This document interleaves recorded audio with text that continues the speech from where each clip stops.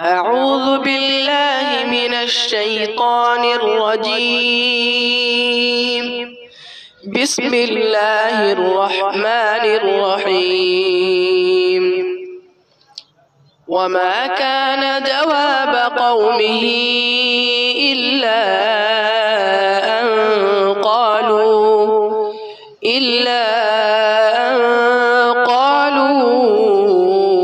أخرجوهم من قريتكم إنهم أناس يتطهرون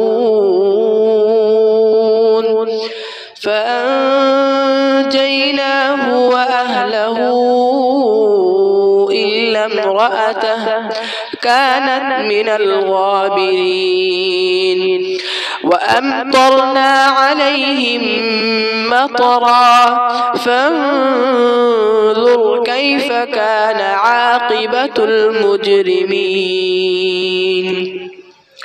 وإلى مدين أخاهم شعيبا قال يا قوم اعبدوا الله ما لكم من إله غيره قد جاءتكم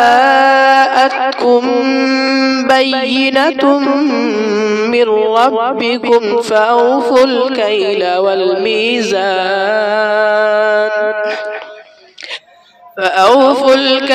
والميزان ولا تبخسوا الناس أشياءهم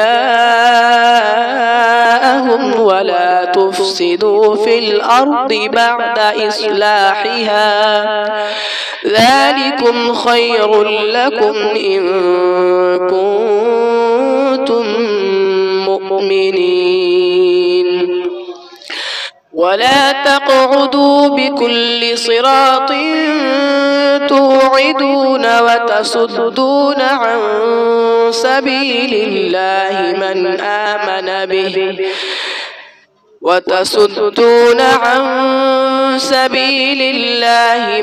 آمن به وتبغونها عوجا واذكروا إذ كنتم قليلا فكثركم وانظروا كيف كان عاقبة المفسدين.